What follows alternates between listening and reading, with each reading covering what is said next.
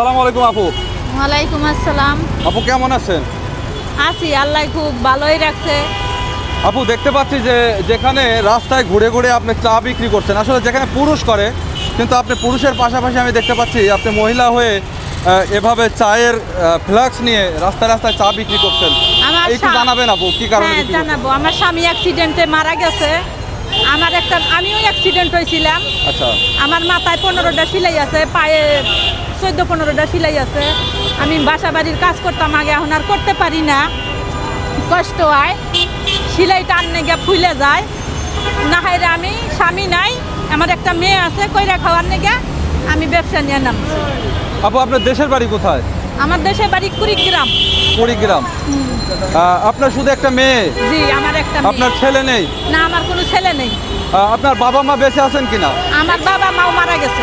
বাবা মাও মারা গেছে? জি।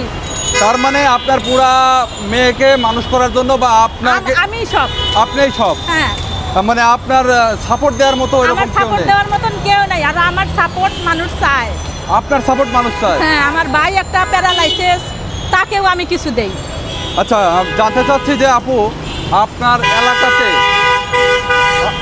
এলাকাতে আপনাকে সহায়তা করার মতো কেউ এগিয়ে আসেনি? দেশটা খুবই গরিব দেশ, ওইরকম সহায়তা করার মতন লোকজন নাই।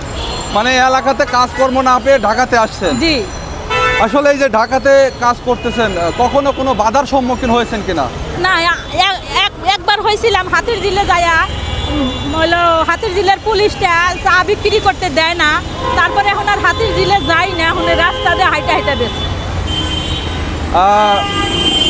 এই যে আপনি চা বিক্রি করতেছেন, অনেকেই আছে, অনেক সময় আমি দেখি যে আপনার পাশাপাশি যারা পুরুষ মানুষ চা বিক্রি করে আপনাকে দেখে অনেক সময় হিংসা করে, বিক্রি করতে দেয় না। কিছু কিছু মার্কেট আছে, কোনো মার্কেটে ঢুকতে দেয় না, কয় খারাপ উদ্দেশ্য নিয়ে আইছি, মহিলা মানুষ কেন এগুলো করে, অনেক কিছু বলে।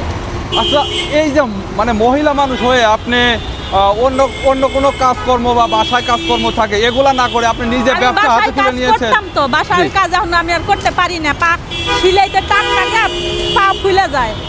আমার সিলাই আছে পায়ে মেলা, সিলাইতে টান লাগে, বসে ঘর মুছতে পারি না, টান লাগে পা ফুলে যায় না। হাইরা আমি কাজ ওগুলো ছাইড়া দিছি, আমি যেটা সহজ সেটাই আমি করার চেষ্টা করি, হাইটা হাইটা। আমরা জানি যে বিজনেস করা হলো নিজের স্বাধীনতা। আপনি নারী হয়ে এই যে একটা উদ্যোগ নিয়েছেন, আপনি তো একটা ছোটখাটো নারী উদ্যোক্তা, আপনার কাছে কি মনে হয়? আমার মনে হয় আমার এইটা করে খাওয়াই হাজার শুকুর নিয়ামত। আচ্ছা, এখন বর্তমানে কোনো বাধার সম্মুখীন হচ্ছেন কিনা এই বিষয়ে? মানে বর্তমানে কিছুদিনে হই নাই, এখন বর্তমান কিছুদিনে হই নাই। রাস্তার ফুটপথে হাইটা হাইটা বেশি, রিক্সাওয়ালারাও খায়, আবার দোকানপাটের মানুষও খায়, মায়া কইরা। এই আর আমি জানতে চাচ্ছি যে কেউ যদি আমার অডিয়েন্স বা আমার যারা ফ্যান ফলোয়ার আছে, কেউ যদি আপনাকে সহায়তা করে, মানে কোনো ভালো একটা বসে বিজনেস করার মতো সহায়তা করে, তাহলে কি আপনি সহায়তা নেবেন? যদি লামাক করে দেওয়ার মতন সহায়তা করে তাহলে আমি নিব, আমার কেউ নাই, আমি নিব। আপনি নেবেন? তাহলে আপনাকে সহায়তা করার মতো কোনো নাম্বার কি আছে? আমার এখন নাম্বার আছে, কিন্তু আমি পড়ালেখা করি নাই, আমি মুখস্থ করতে পারি না, আর আমি মনেও রাখতে পারি না অ্যাক্সিডেন্টের পরের থনে। যদি কেউ সহযোগিতা করে আপনার মাধ্যমে করলে আমাকে খেলেই পাইবেন, প্রত্যেক দিন এই টাইমে আমাকে খেলেই পাইবেন। আমি জানতে চাচ্ছি যে আপনি যদি সহায়তা পান, মানে কি ধরনের বিজনেস স্টার্ট করবেন? আমি এখানে ধরেন একটা দোকান নিয়ে বসে করতে চাই। দোকান নিয়ে বসে বিজনেস করতে চান? এতটুকু অ্যামাউন্ট হলে আপনি খুশি? জি, এতটুকু দিলে আল্লাহর কাছে শুকরিয়া। আপনার মেয়ে কোন ক্লাসে পড়ে আপু? আপনার মেয়ে কোন ক্লাসে পড়ে? আমার মেয়ে হলো বাড়িতে বাংলা কম পড়াইছি, আরবি পড়াইতাছি হাফেজের লাইনে লেখাপড়া করাইতেছেন, আলহামদুলিল্লাহ। দর্শক, শুনলেন এই আপুটির জীবন বৃত্তান্ত। অনেক কষ্টে ফ্যামিলি হারিয়ে তিনি আজকে ঢাকার রাস্তায় চা বিক্রি করতেছেন। দর্শক, সমাজে অনেক ধনাঢ্য ব্যক্তি আছেন, সমাজে অনেক দানশীল ব্যক্তি আছেন যারা দান করে থাকেন।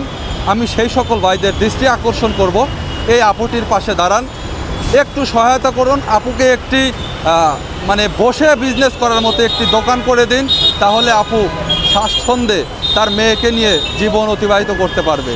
দর্শক, ভালো থাকবেন, সুস্থ থাকবেন। বিদায় নিচ্ছি এখানেই। তবে বিদায় নেবার আগে সবাইকে রিকোয়েস্ট করে বলি, সবাই অন্তত এই ভিডিওটি শেয়ার করে দিবেন, যাতে করে এই ভিডিওটি যারা দানশীল ব্যক্তি আছেন তাদের নজরে আসে। ভালো থাকবেন, আল্লাহ হাফেজ।